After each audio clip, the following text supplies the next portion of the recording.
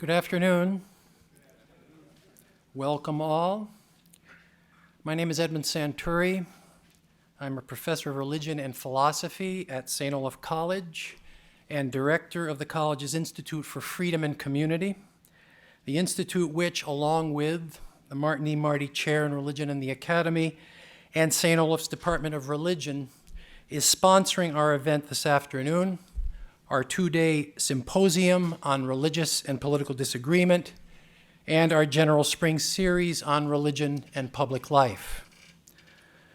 The purpose of St. Olaf's Institute for Freedom and Community is to cultivate in students a knowledge of and a passion for public affairs. The Institute encourages free inquiry and meaningful debate of important political and social issues. By exploring diverse ideas about politics, markets, and society, the Institute aims to challenge presuppositions, question easy or comfortable answers, and foster constructive dialogue among those with differing values and contending points of view. Established at St. Olaf College in 2014, the Institute offers a distinctive opportunity to cultivate civil discourse about contentious issues within a liberal arts setting. I want to thank all those who helped to organize and are helping to execute the events of this symposium. We don't have time to thank everyone particularly here, but special thanks to Institute Assistant Sean Paulson, Associate Director of Marketing Kari Vanderveen, and Director of Marketing Katie Warren, Associate Director of College Events Greta Fury, Director of Broadcast and Media Services, Jeff O'Donnell, Chair of the St. Olaf Religion Department, Jamie Schillinger, the Directors' Council of the Institute, all the faculty and staff who participated in the 3 Mellon Foundation-funded seminar sessions leading up to our symposium, and the faculty who are participating formally in the events of the 2 days. Finally, thanks to our St. Olaf students who are with us this afternoon, some of whom, rumor has it, are charged by their professor to engage in the wildly creative exercise of imagining that they are Mohandas Gandhi or Reinhold Niebuhr or Martin Luther King Jr., critically assessing what they are about to hear. So the pressure is really on our speakers today and tomorrow. Gandhi, Niebuhr, and King are in the audience. As I've mentioned, the theme of our two-day symposium is religious and political disagreement. The symposium will feature presentations by 4 distinguished scholars of religion: Robert Benny, Amy Black, Mitri Raheb, and Miroslav Volf. These 4 scholars will address issues of religious and political disagreement as they play out in 4 distinctive contexts. 1, disagreement within the Christian community as a whole. 2, disagreement among evangelical Christians. 3, disagreement that emerges from the Israeli-Palestinian conflict. And 4, disagreement among the world religions, for example, Buddhism, Christianity, Hinduism, Islam, Judaism, and secular worldviews in pluralistic and globalized societies. We launched this symposium on religious and political disagreement this afternoon with a lecture by Professor Miroslav Volf. Miroslav Volf is the Henry B. Wright Professor of Theology at Yale Divinity School and the founder and director of the Yale Center for Faith and Culture. He was educated in his native Croatia, the United States, and Germany, earning doctoral and postdoctoral degrees with highest honors from the University of Tuebingen, Germany. He has written or edited more than 20 books and over 90 scholarly articles. His most significant books include Exclusion and Embrace, winner of the Grawemeyer Award in Religion, and selected by Christianity Today as one of the 100 most important religious books of the 20th century. He has also written Allah, a Christian Response, on whether Muslims and Christians have a common God, and A Public Faith, how followers of Christ should serve the common good. His most recent books, Flourishing, Why We Need Religion in a Globalized World, and Public Faith in Action, How to Think Carefully, Engage Wisely, and Vote with Integrity, were released in January and June of 2016. He is actively involved in many top-level initiatives concerning Christian-Muslim relations. Professor Volf will be speaking to us on the topic, Negotiating Difference Without Sacrificing Identity, Religion, Pluralism, and Globalization. Please join me in welcoming Professor Miroslav Volf.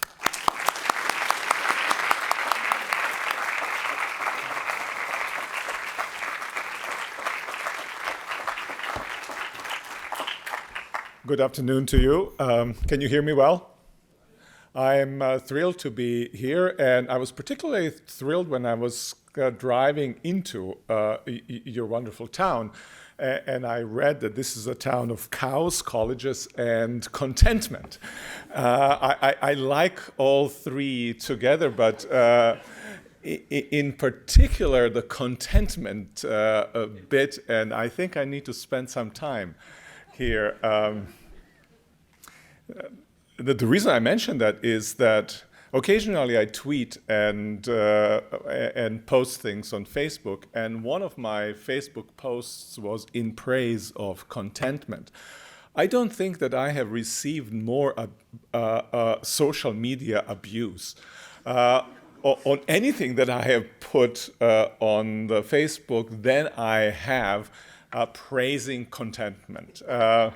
Now, there are very good reasons why that is the case, and I think we need a retrieval of contentment, and what better place than your wonderful college. So I hope some of you take up the challenge of retrieval of contentment in an age that has forgotten how to be content. We had a Czech economist come to one of our consultations, and one of the memorable lines that he said is, we have built the entire economic system on malcontentment, and then we complain that we are not contented. Or that contentment isn't a value even. Well, that's just triggered by visiting your wonderful town here. My topic is something else, negotiating difference in a globalized world. And it in a sense, though, this would not be immediately visible on the surface of what I'm saying, but it is what I'm going to suggest. It is and requires it is an exercise in wisdom and requires wisdom in order to figure out how to negotiate the differences in a pluralistic world. But we humans, and here's a note that I received the other day from one of my collaborators in response to reading Job 28. It's a kind of one of the speeches that Job himself gives. My friend Ryan McAnally-Linz wrote in response to that chapter, humans are great in getting whatever they find valuable out of the earth, but they don't know where to find wisdom or where to find its value. And that is very much, I think, true. We live in a world in which our cultures and our institutions, we as humans are marked by technological prowess of the kind that hasn't described us for centuries. But even at the time of Job, he's marveling how good we humans are at digging gold wherever we find it, and kind of stopping rivers and removing mountains just to get to this precious metal. And yet what we don't know is to value first wisdom and then to find wisdom. And I think presupposition for everything that I'm going to say is the sense of need to rediscover and value wisdom. We live today in a highly globalized world, and by that I mean that we are not just intertwined together, but that we are highly, highly interdependent. Now, of course, you will immediately respond, we live in an anti-globalism moment in the history of the world right now. We see it in this country, we see it in other, just about throughout the globe, that kind of push against globalization processes. And I think that's a right kind of a push. It's not done in the right kind of a way, but it's a right kind of a thing to do, to push against globalization forces, because globalization itself, I think, needs to be shaped. But nonetheless, notwithstanding this push that takes form of forming sturdy communities, whether they're national or cultural communities, in order to resist globalization processes, notwithstanding that, we live again in a highly globalized world, which is also to say that we live in a highly pluralistic world, not so in a sense that people from various stripes and various visions of the good life, belonging to different tribes, live together under the same common roof. And that then brings to the forefront of our attention the great question of how do we learn how to live in a common space, even though we are marked by this abiding and separated by abiding lines of difference. And I think religions, great word religions, play a significant role in this.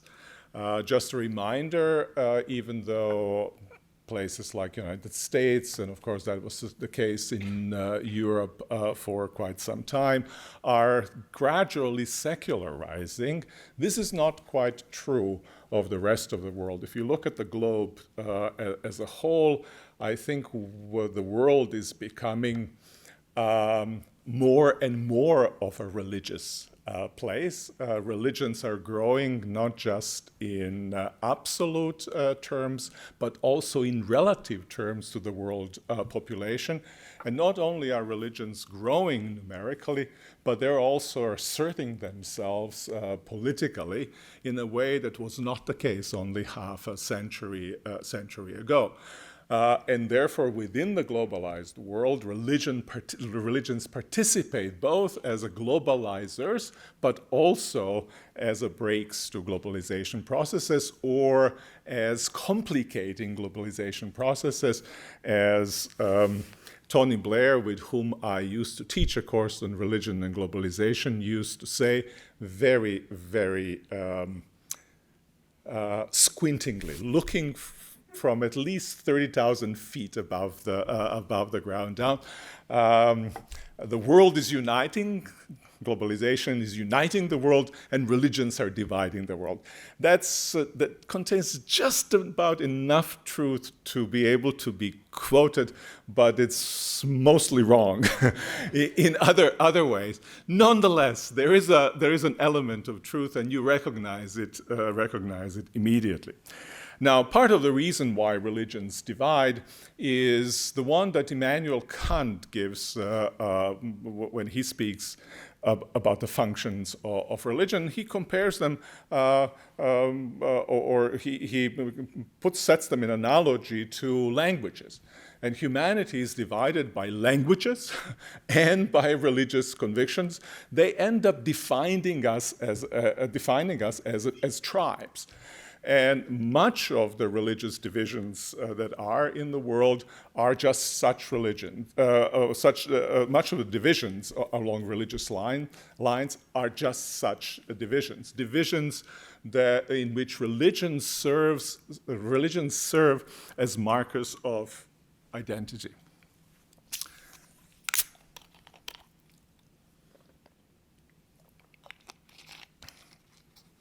Now that's religion as marker of identity. I mean, I've grown up with that, and in former Yugoslavia, religion as marker of identity played a very significant role, and you can very easily illustrate that in the war between Serbs, Croats, and Bosniaks. One group was Orthodox, the other was Catholic, and the third was predominantly Muslim. Mostly, religions functions as markers of identity. And you can see that in the sign that often the Serbian fighters riding on tanks would flash. Or great Serbian basketball players after victories would flash this sign. Now, this is not a botched victory sign. This is actually a sign of how Orthodox Christians cross themselves.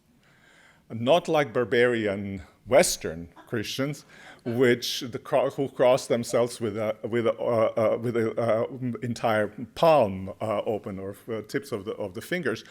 Orthodox Christians cross themselves with 3 fingers held together to represent the Holy Trinity, 2 placed down to represent 2 natures of Christ, and the sign of the cross where Trinity and 2 natures of Christ are united in one, so that the entirety, if you think about it, of the Christian faith is expressed in this sign.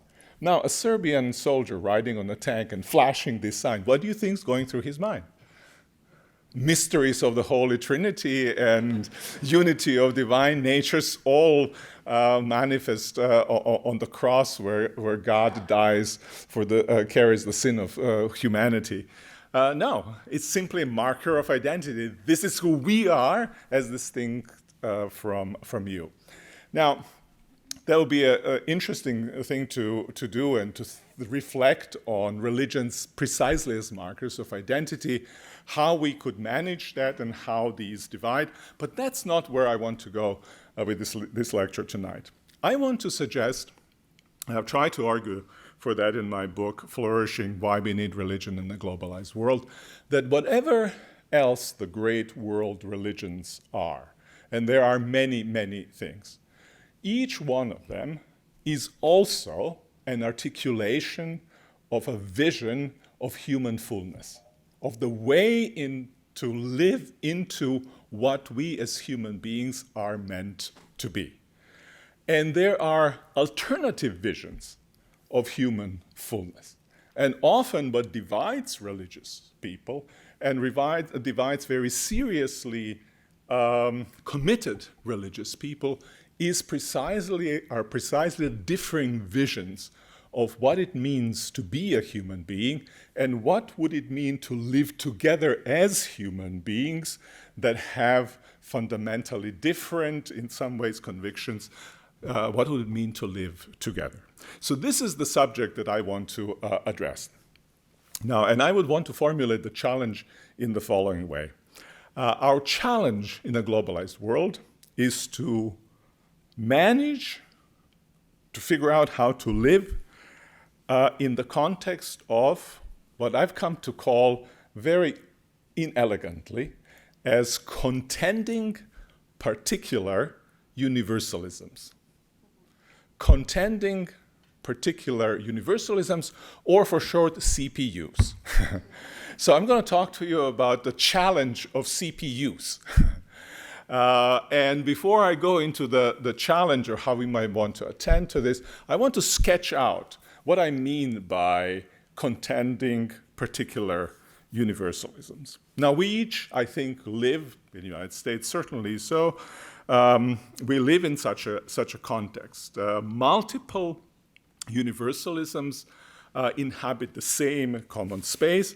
Each of these universalisms, Christian faith being, say, one of them, is a quarrelsome variety of, again, contending particular universalism.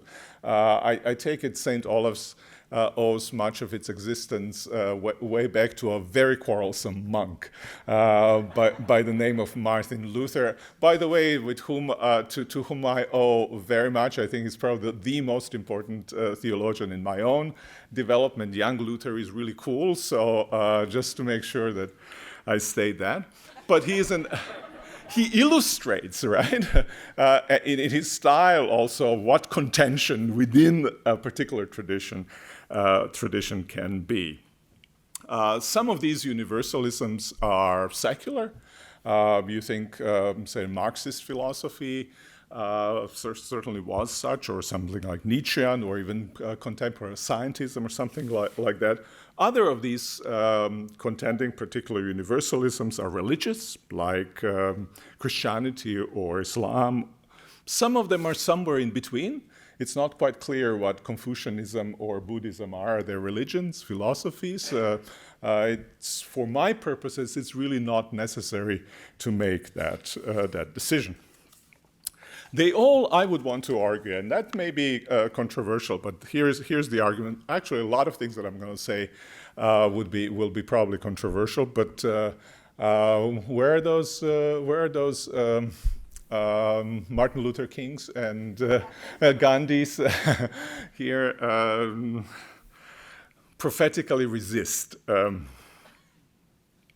Now, I think that all of these, certainly religions, but also philosophies, contain what their adherents consider to be universally valid claims.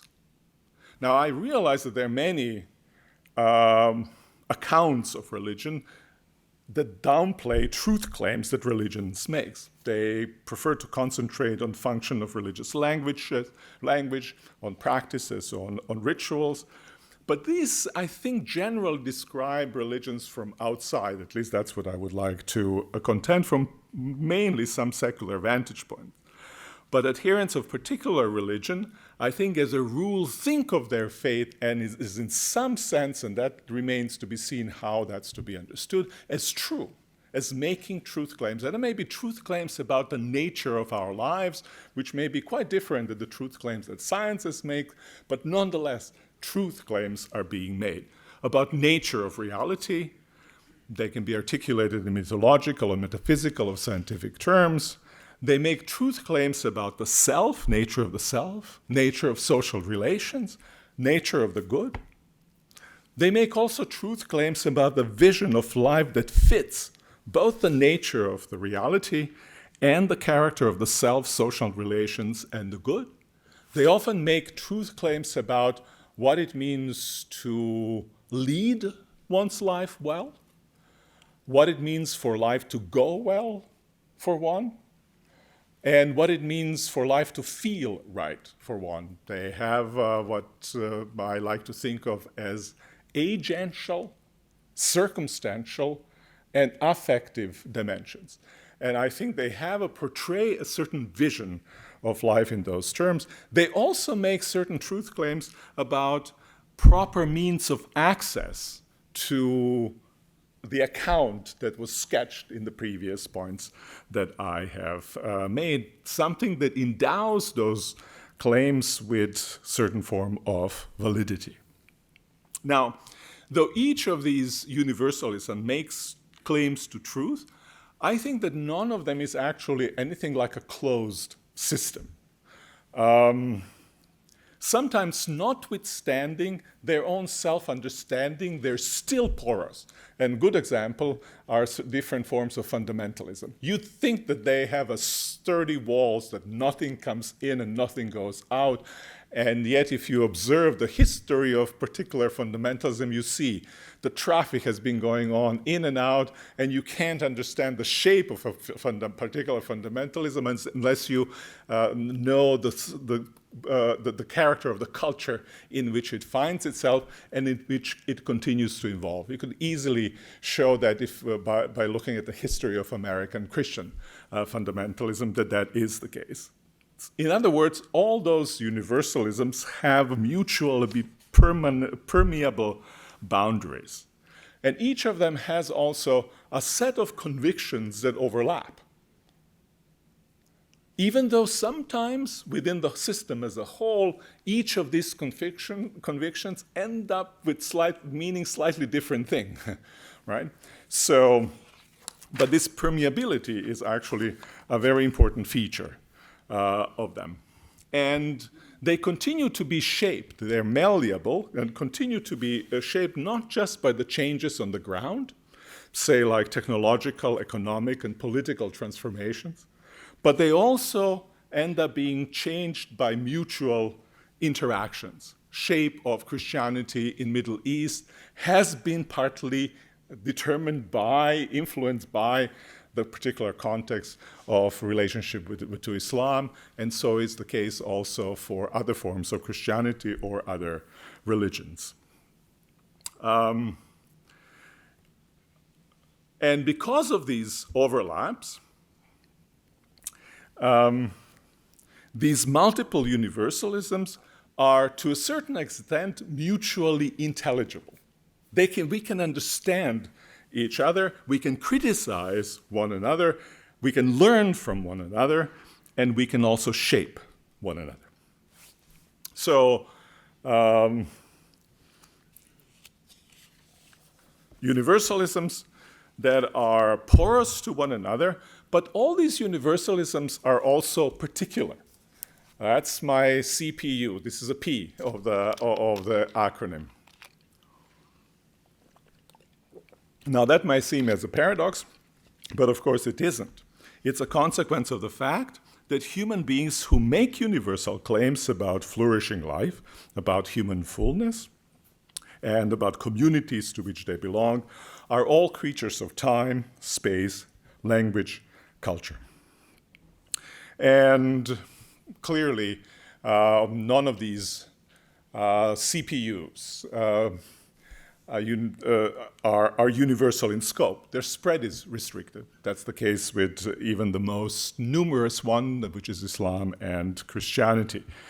And though each of them is transplantable and able to grow most places on the planet, each universalism is also remains to be rooted in time, not just in terms of its origin and history, but also in terms of its present reality. And it's interesting to note that there's a little bit of squinting when one talks about world religion that needs to be going on, because when you observe the phenomena from close by, each of these universalism doesn't live in the large movements. It lives actually in concrete communities, in concrete places, and particularizes itself in this way. You can maybe make analogy to, so if you take one of those great universalism as a language, each of them has dialects, but actually each of us speaks something like idiolect, right? A very particular version of a dialect. This is the concrete language that's being spoken, though language speakers mutually understand, recognize each other as language speakers. So none of this, looking at the large movements, suggests that reality is not very much particular and concrete. Now, the point that I also wish to make, and maybe that's the most controversial one in this regard in regard to particularism, that they are always changing, and therefore that none of them is to be understood in any sense as absolute. No claims to absoluteness has validity. That's true of the Christian faith as well. And by that I mean, of course, some folks would think that will put me straight on the liberal spectrum of the big debate, which started with Hegel and then went on to Troeltsch and continued toward the late 20th century. But I think that is true, especially if one accepts doctrinal claims as true, which is what I do. I believe that Christian truth claims, doctrinal truth claims, say about the doctrine of the Trinity. Whatever Orthodox Christians do when they cross themselves, all the actual beliefs I affirm. Doctrine of the Trinity, two natures of Christ, and Christ's death on the cross for our sins. But even for those of us who affirm these kinds of convictions, Christian faith is not absolute. What is absolute is the Trinity, the Holy Trinity. What is absolute is the Word. I would want to make an argument that even Christ as incarnate is not absolute. And it's not absolute by the very fact that Christ speaks particular language and that particular people are needed to interpret the language that's being spoken. That doesn't take away from the claims to truth at all, but it evacuates it of very presumptuous claim to absoluteness. Nothing which human beings assert, affirm, what they represent can be seen and affirmed as absolute. Everything is particular. Everything is, in that limited sense, in my judgment, relative, which doesn't mean it's not true, but it simply means that it cannot be affirmed with absoluteness. Now, so those are universalisms and their particularity. The first word in CPU is contending. And that's also, for me, a very important word. These universalisms aren't merely sitting next to each other like different flavors of ice cream in the shop freezer, right? So we can kind of look at those, and maybe sometimes people combine them, but that become then again a separate flavor, right, which you can take and put together on your ice cream, and you're led by what? Not really by truth claims about any of these ice cream flavors or whatever it is. You're led by your preferences.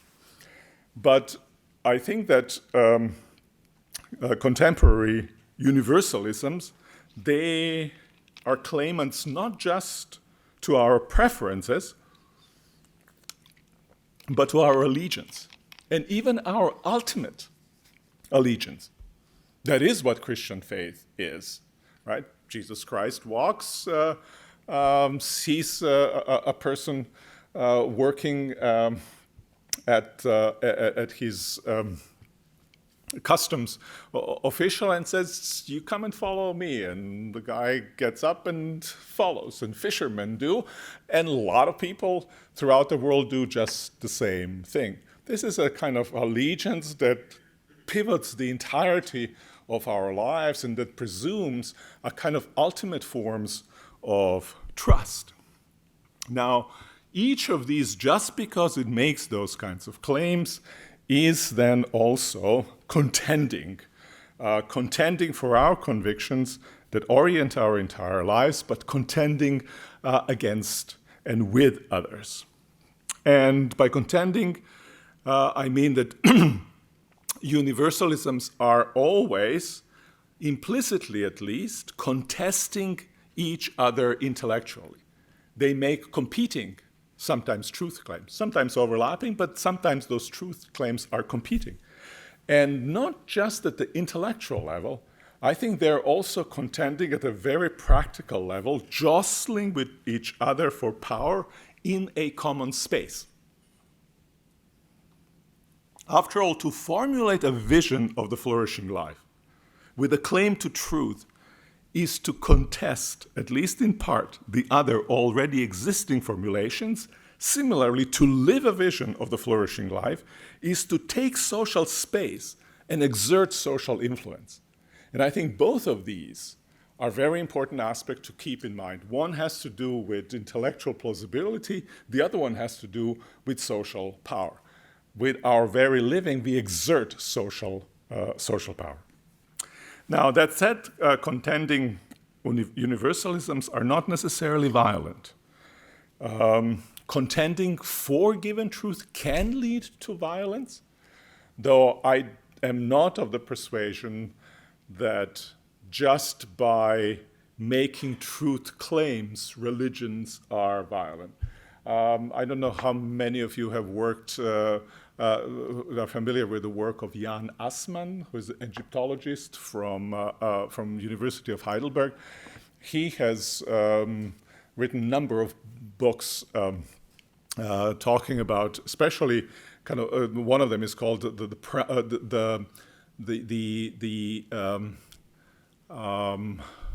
it's called I think in English is mosaic distinction, but it's really the price of monotheism. What you have to pay. What is the price that monotheism exacts, or payment? Well, that's not a good translation. I'm trying to translate from German. Cost. kind of a cost, exactly, the cost of monotheism. And the cost of monotheism is the claim that other polytheist religions are simply wrong, are not true, right? So the true religion becomes the hallmark of monotheism in Jan Assmann's interpretation, and that leads in a significant degree to legitimizing of violence by monotheisms. I'm not fully persuaded that that's the case, but still, nonetheless, truth claims can lead to violence, though great religious traditions have all their own ways in which they mitigate against this commitment to something like impartiality, to justice. In the case of Islam, for instance, commitment to compassion. For instance, in Buddhism, love of enemies. In Christianity, and so forth, reversal of perspectives, say something like Kantianism, and so forth. And just this kind of contending, then, if it does not lead to violence, in principle can lead to mutual learning. And you can see how different traditions have mutually learned from one another over centuries. Now, the challenge that we're facing, I think, is how to manage contending universalisms in a pluralistic setting. And obviously, right now, we are in a mode in which we need to, as much as possible, to shut down those who are outsiders, to create relatively homogeneous, culturally homogeneous spaces. I think Europe is in that mode. Certainly, Russia has been in that mode for some time. Other places, other countries are in a similar mode as well. I think that's a deeply problematic way to proceed, because I think it's going to be ultimately ineffectual. I don't think we will be able to live in such a way as to affirm identities of people. It's going to necessarily has to have a kind of oppressive or secularizing effect. And I think what's necessary in order to be able to live together in peace is it requires articulation of political philosophy that takes into account, of course, concrete political realities of a given society, but is equally friendly to all overarching interpretations of life. Unless you have a kind of political philosophy equally friendly to all overarching interpretations of life, I don't think you'd be able to manage adequately plurality. Do religious faiths have resources for something like that? That would be a significant question to ask, and that's my next point that we need. We need re-articulation of religions in such a way, of overarching interpretations of life, not just by the way of religions, but of secular philosophies, that would be friendly to pluralistic kinds of democracies. And challenging question is, well, can we actually do that? One of the most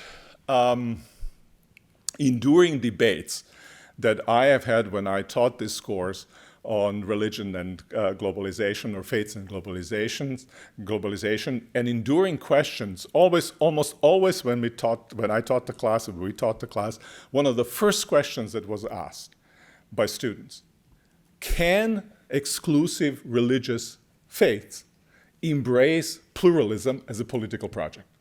That was the most important question. And intuition generally among people, many people, religious and non-religious, is that somehow religious exclusivism goes hand in hand with political forms of political exclusivism. And if you want to have something like political pluralism, that is to say, a firm equal voice of all people, irrespective to their kind of overarching interpretations of life, that you somehow have to be religiously also pluralistic. My argument, simple argument, is actually folks who invented political pluralism are pretty extreme religious exclusivists. Most interesting debate to me is the one between John Winthrop and Roger Williams in Massachusetts Bay. Now, Roger Williams was an exclusivist if you wanted to identify one, but precisely because of certain convictions as religious exclusivists, namely that forcing your religion upon others stinks in the nostrils of God. He was advocating pluralism as a political project. Indeed, he established first constitution, pluralistic constitution. It was more liberal, I think, than John Locke, if I'm not mistaken. I'm pretty sure, actually, that's the case, in terms of how treatment of Muslims or Jews or pagans. So my argument would be, of course, religions, certainly Christian faith, can be embraced in exclusivistic way, claiming that this is the true religion or this form of religion is true, and nonetheless, just because of that, affirm pluralism as political project.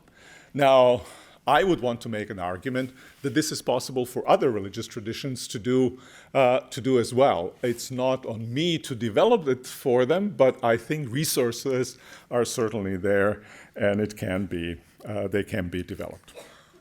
There is a sort of challenge at the level of political philosophy. There is a challenge at the level of self-interpretation of religious traditions. I think there is a challenge at the pedagogical or educational level, if you want, and I'm going to end with some reflections on that.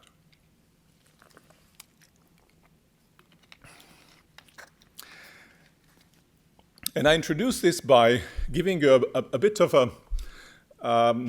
to illustrate what I mean, describing a course that I have designed and at Yale for college students and that we have taught for a number of years now, that's been established as a program of the Yale Center for Faith and Culture that one of my colleagues who works with me, Matt Crossman, is running.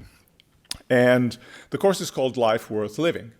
And basically what we do is, our conviction was this. Universities, our contemporary universities, have increasingly, as Tony Kronman has argued in his book Education's End, have given up on the meaning of life. Or they have marginalized the question of life worth living or of the meaningful life from their curricula. Universities are increasingly becoming and have increasingly become, colleges and universities, mostly oriented around explaining reality and around technologically manipulating reality in one way or the other. But the great question of the purposes of human existence, of the ways of life pursued through conversation with the great philosophical and religious traditions has been marginalized. Now, some might contest this as a description of the current state of the universities, but I think it roughly is true.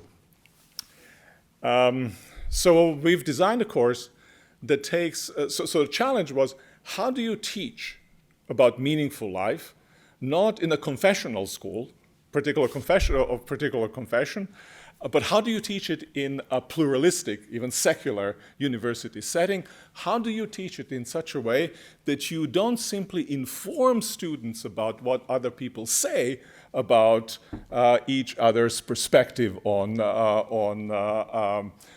great questions of life, but actually existentially engage students? How do you engage, in other words, in what we describe as truth-seeking conversation among variety of traditions that has purchase on your own life, that challenges you to personal transformation, to transformation of your entire allegiance? That's what this course is about, trying to engage students existentially with questions of coming from different perspectives. So we choose something like 7 various alive traditions on Yale campus. Some of them are great world religions, like Buddhism, like Judaism, like Christianity, Islam. Others are utilitarianism, maybe Nietzsche or Marx, or something like that. And then we asked students to pursue those, to study those, not as kind of simply in a way to understand basic claims that are being made, not as a precursor to the introduction into world philosophies and religions or something of that sort, but to ask specific questions about shape of our living. And so we have students ask 7 questions. 3 of them have to do with the character of a flourishing life or human fullness, and the rest have to do with kind of reasons and how one gets to that. First question, what does it mean, according to this tradition, for life to be led well? 2, what does it mean for life to go well? Circumstances of life, including your bodily health or something like that. What does it mean for life to feel right? And we think that agency, circumstances, and affect are 2 interpenetrating components of a whole that a flourishing life or human fullness is. And we give, those are kind of questions to which many different answers, of course, are possible. And different traditions give different answers to these questions, as well as how these 3 interrelate. Some of them actually kind of downplay affective side, and then we ask, well, why? And often they give an explanation why affective side is downplayed. Other ones play up as the affective side, as, for instance, happiness discussion, popular discussion in this country. Why? Why is that so important?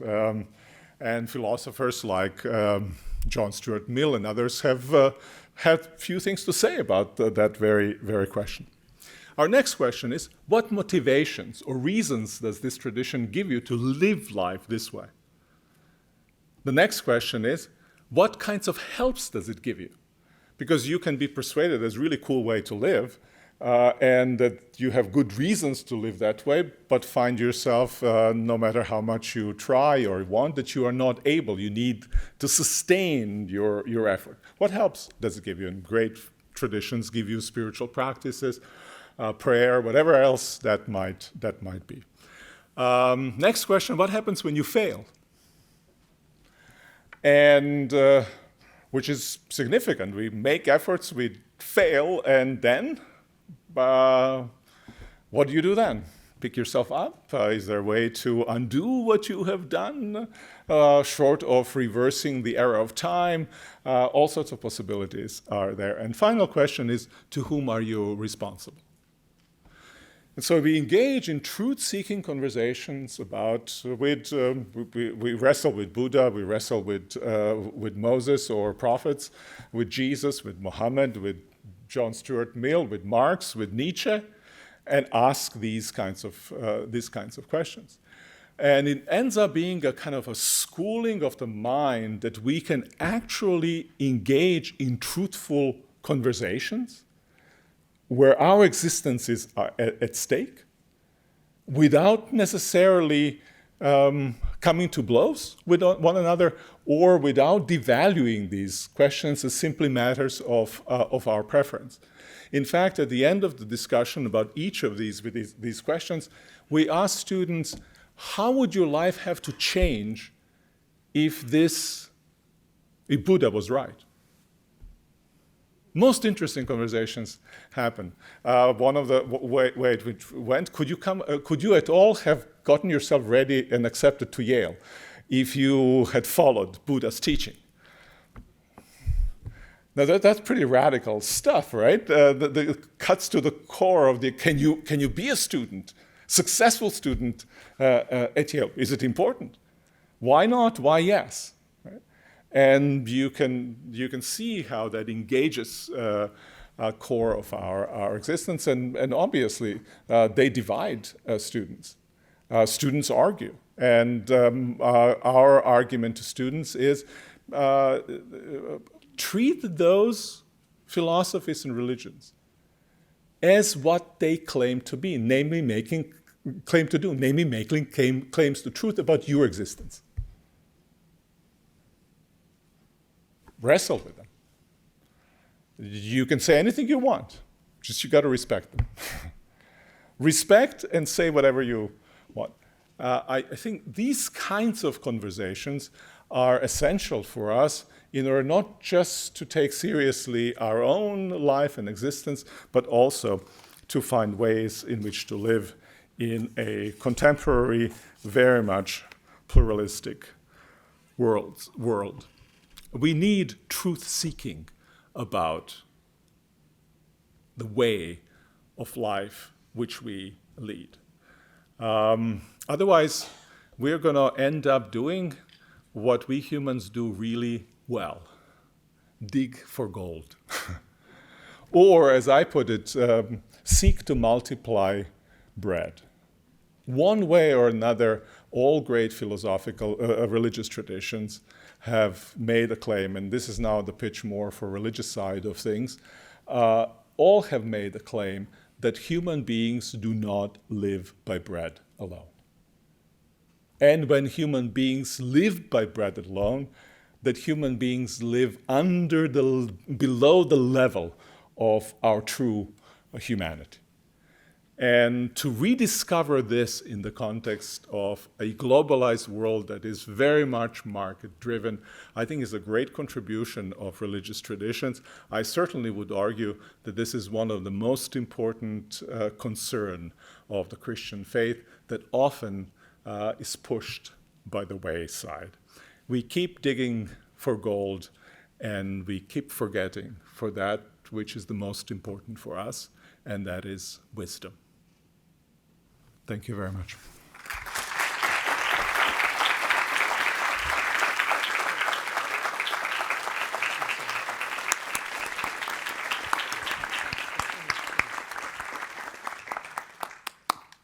Thank you very much, Professor Volf. We thought that we would launch into a General Assembly conversation by inviting two faculty members of the Religion Department to pose the first couple of questions to Professor Volf. And we begin with Professor Trish Beckman of the Religion Department, and then Professor Volf will respond. Then Professor Rambachan will pose a question, and then we'll open the conversation up to General Assembly. Okay, here we go. Thanks so much for the invitation to contentment, maybe even into full flourishing if we're lucky. As a feminist, as a scholar of mysticism, as a practitioner, these questions of balancing the particular with the universal are very important to me. And in your call to prophetically resist, I'll ask one question, and then I'll also end with a more playful, pragmatic question, perhaps. I'm very interested in how we freight the very categories of what you call absolute with these particulars, your P of your CPU. And I hear you resisting importing social injustice and other kinds of things in there, and yet I also hear my embodied particularity often denied by the groups I'm told to respect. So I'm wondering how we avoid, what does it mean to be absolute, what does it mean to explain the absolute as also porous without embedding in them the very categories that undermine the beauty of the transcendent, is the word you use in your book. You didn't use today, but that absolute word that's somehow not static, because you said it's porous, but that often embeds in it categories that undermine particular existences. Okay, so that's number one, if that makes sense. And then number two is, if you had to make a sign on top of your tank for your mode of flourishing, what would it look like? Wow, I love this last one, and I have no idea how to answer it. I'm completely stumped and loving every second of my stumpedness. Stumpedness? No, what's the proper? That's very good. I think we should think about those kind of symbolic gestures in science, and I'm pretty bad at doing that. I think one of the reasons why I'm pushing kind of against the idea of absoluteness is in order to preserve the transcendence, in order to preserve also transcendence beyond our ability to articulate, in order to preserve the idea that God, even if when I think simply as a Christian, that God is beyond my ability to articulate. And actually, that is the beauty of the transcendence, and that is also a beauty, and you could almost put a significance of transcendence for my own humanity. I mean, I'm very much in the tradition of, say, somebody like Gregory of Nyssa, where the end of desire is never specifiable. The point is not for desire to find kind of ultimate fulfillment and to end, but rather there is the ocean of infinity in which our lives continue.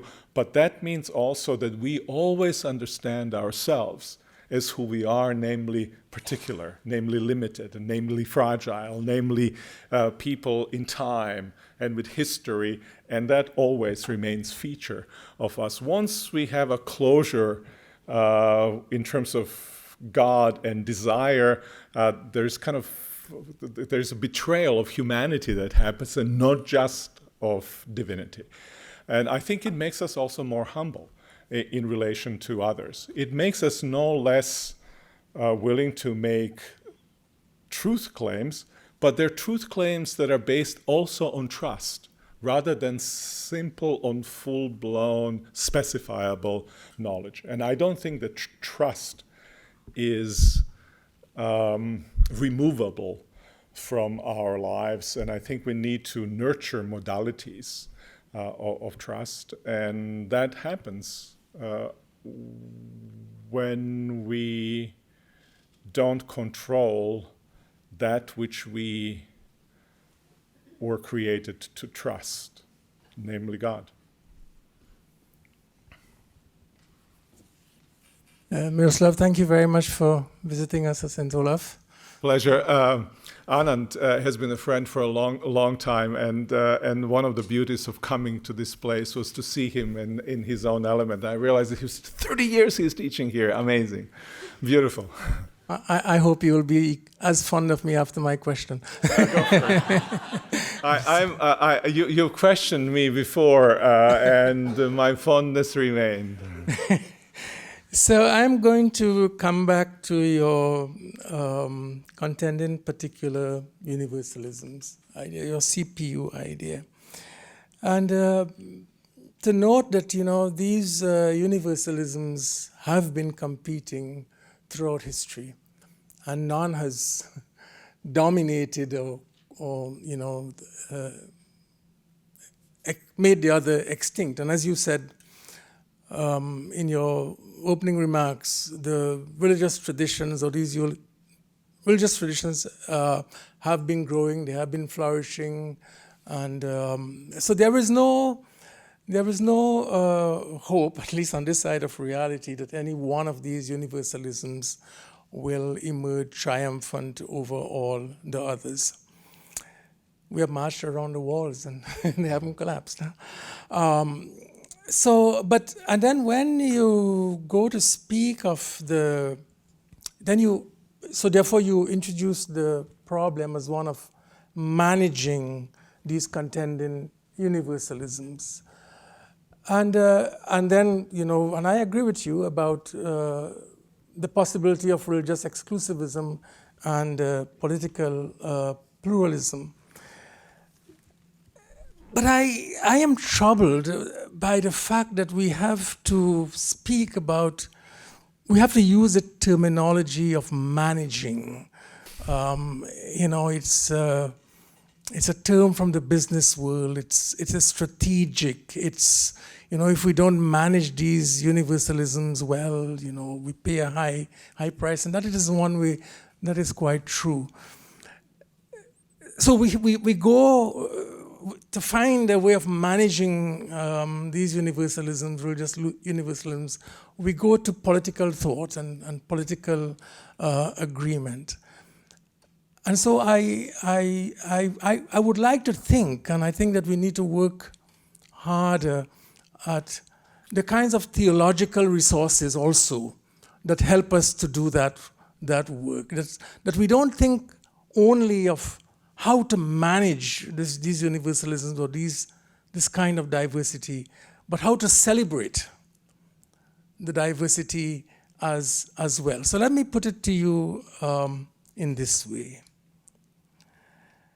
What is not the political value, because we talk a lot about that, and we make very good political arguments for managing diversity in a globalized world. But to me, an equally important question is, what is the religious value of having a world in which we have the universalism of Hinduism, of Islam, of Buddhism, of Sikhism, of Jainism? How is the world diminished in the absence of any one of these? What is my theological value to you? Why is it good for you as a Christian theologian that there is a Hindu, Anand, in this world, and I want him to be who he is? Where does your theology allow you to celebrate my reality? That's a great question. Let me first make a comment about managing. I think it depends who manages, right? I think we are, ultimately, I think that we need to, quote unquote, manage ourselves. If we, as religious people, when I talk about political philosophies, I mean that religious folks ought to participate in the debates about proper political philosophy. In other words, the religions are also, or can be, and can have political philosophies, and many of them, in fact, do. And in some ways, what I've formulated is a kind of desideratum from my standpoint as a Christian theologian in terms of management. I think I want to invite everybody else to do just something that corresponds to their tradition, but also articulate a vision. What would it mean for all of us to live together in one particular environment? Now, the other question is, what is the good of Anand? For Miroslav as a Christian and Anand as a Hindu, I think that we are. Aspect that I didn't address in this lecture, but which I very much developed in public faith side of things, and actually at the consultation where you and I were together, it came out of this on sharing wisdom. I think that our situation is one of mutual sharing of wisdom to one another. I don't think that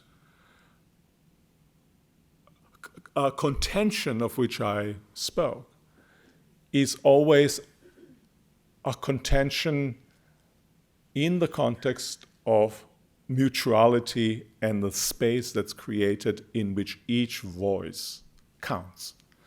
And I think that bearing witness is a modality in which I can think of, in which I am, when I bear witness not to myself, I bear witness to some reality that transcends me, that have taken me captive to itself, right?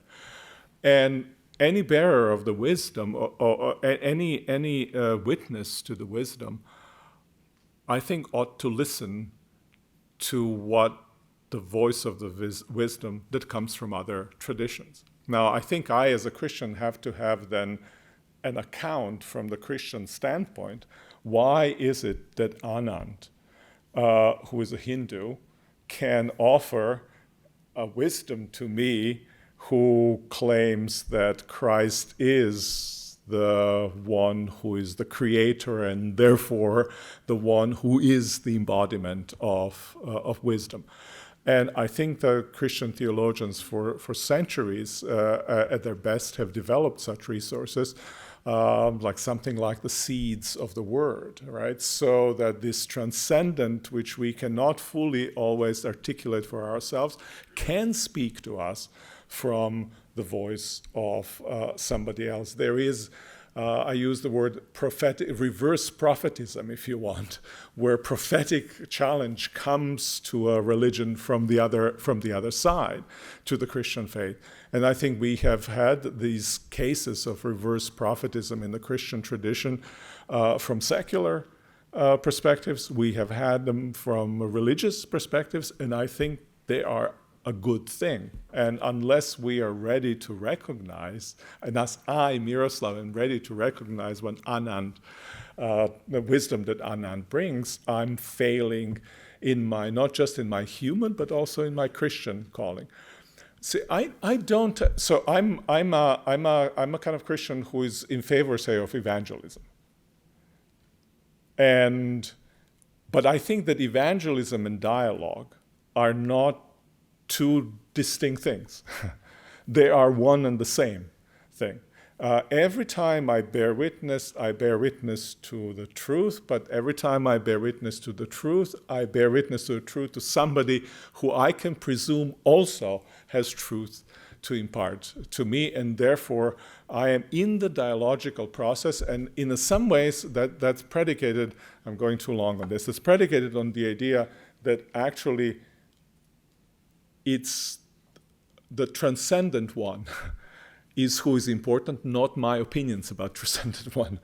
And I can bear witness and then receive witness as well.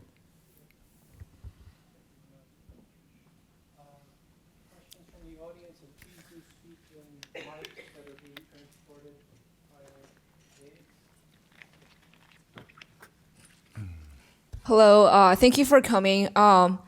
My question is sort of like a two-part question, sort of going along your answer to the previous question. Do you expect people of different traditions, when they do interact with each other, do you expect people of each tradition to adopt the other side's sort of ethical point of view? Do you expect there to be like a adoption of, say, like, all right, you're from a different tradition and you have this particular kinds of ethical claims. I recognize truth in that, and I am going to adopt that, and I'm going to also practice that and try to incorporate that into my own view. Do you think that happens, or are you advocating for that?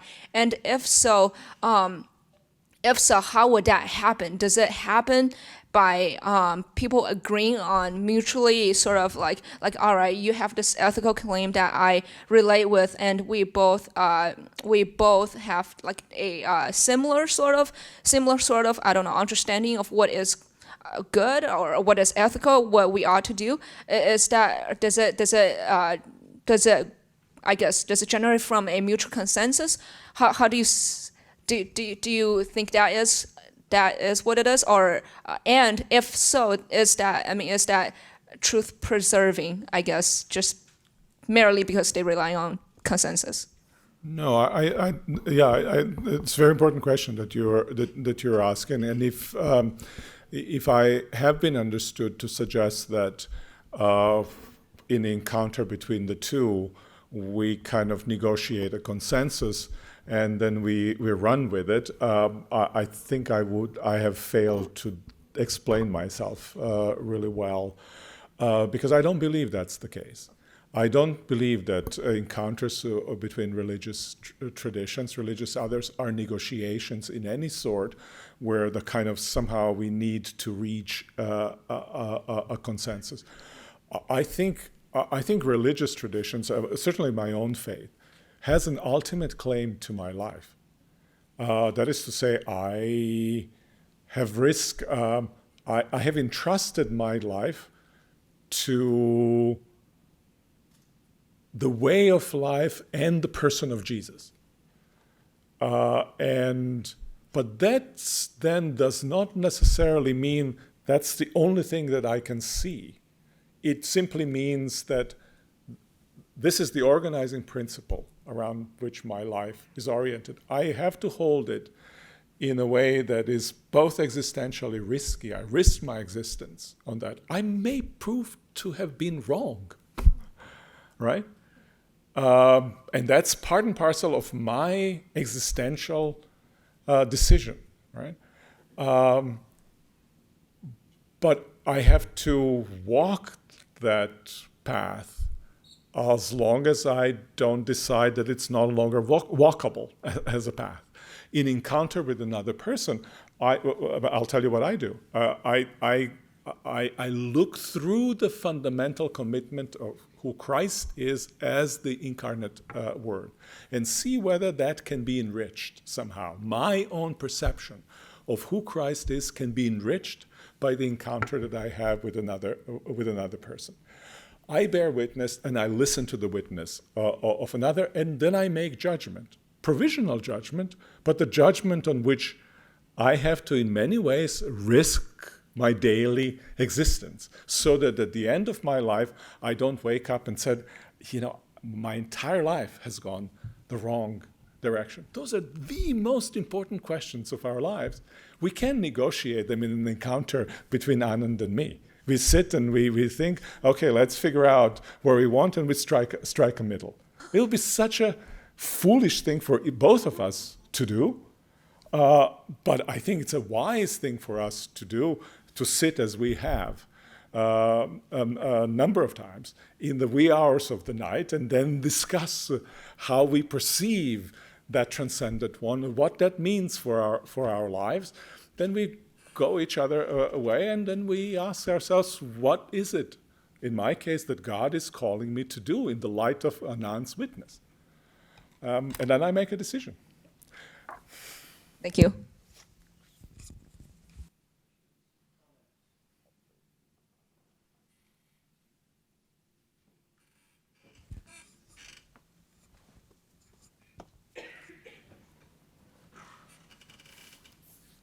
Thank you.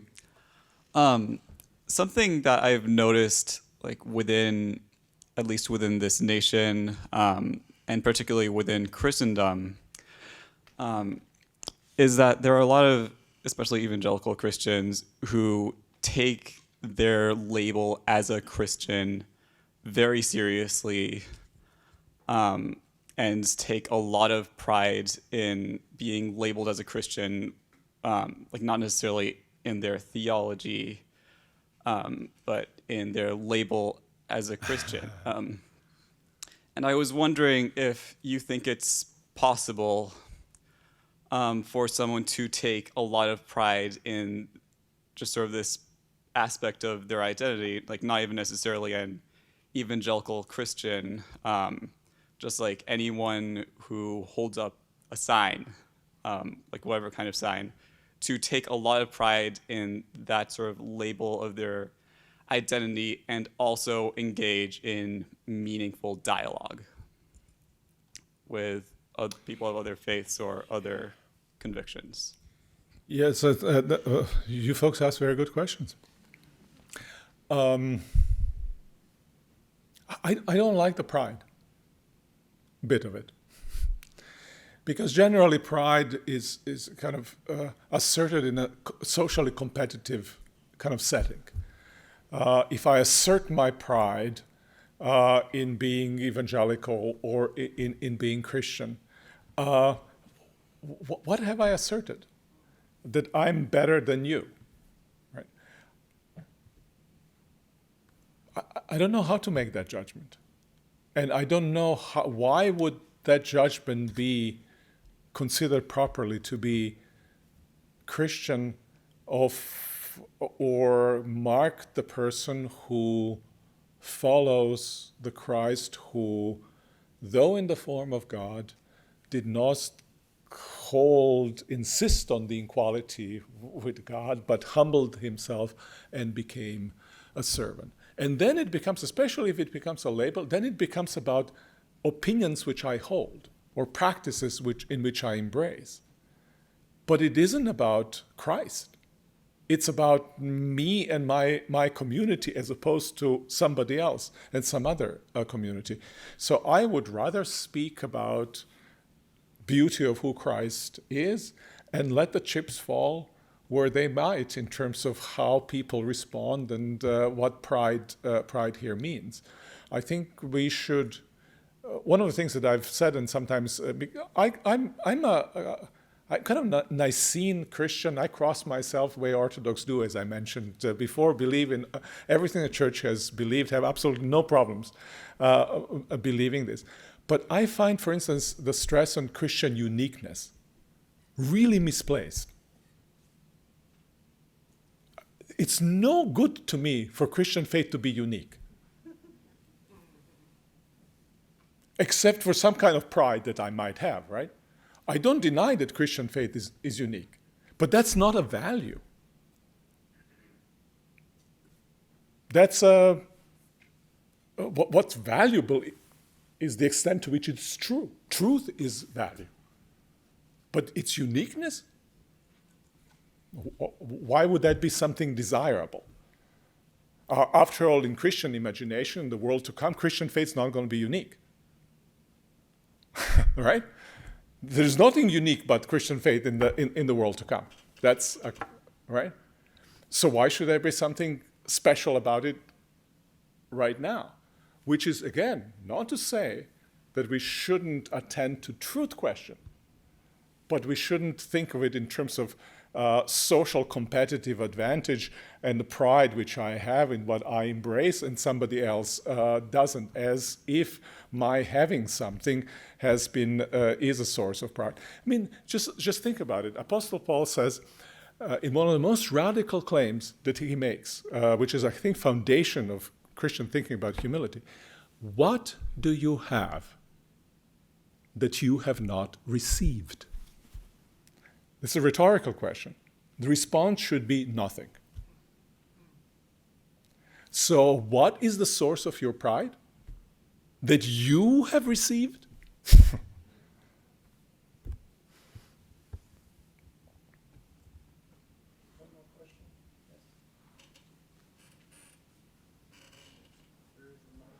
Okay. I'd like to see you expand a little more on how you prevent violence in the middle of this contention that's going on. And does the affirming an absolute or dealing in transcendence somehow undercut the kind of pride or assertiveness that leads to violence? Because we have the whole history of Christianity, the whole history of Islam and so forth is, and the kind of arrogance that's going on in Hindu culture right now in some places leads to violence. How do we contend and remain humble and not get into these terrible, destructive wars? Well, one of the things I'm sure is, certainly for Christian tradition, is nurture spiritual attentiveness. But I think again, maybe a little bit of a simplification, but I think that the main cause of certainly why Christian faith has been involved in violence is a tight association that some people make between Christian faith and political power. I think that's true of Buddhism. Sri Lanka is a very good example of that. That's true of Islam. You tie religion, that's true of, I think, Hinduism, certain forms of Hinduism today. You make a religion a political religion, and it's going to be immediately thrust into the struggle for political power. It's immediately going to legitimize and motivate acts of violence in the context of contention, right? I think what we need to do is, this is the argument I make in the book Flourishing, I think great world religions, and I'm speaking as a Christian reading those, all of them consider political and religious systems as distinct, not separate, but distinct cultural systems.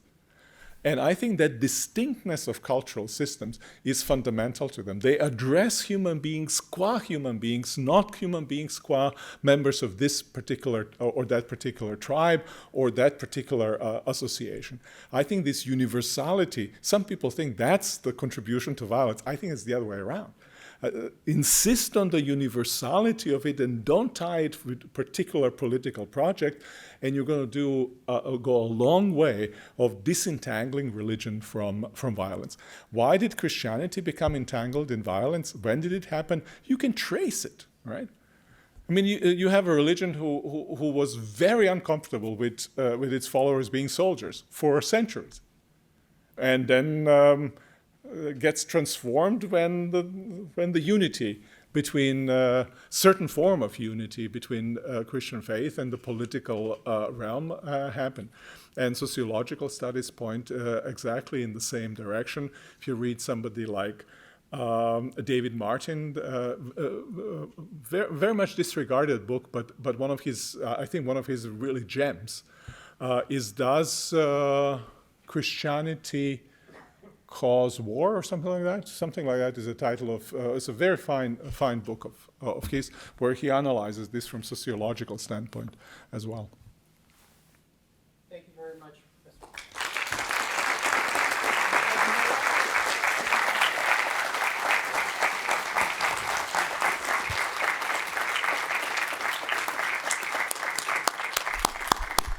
Thank you all for coming. I hope I can see most of you at 7 o'clock tonight as we continue our symposium. Thank you.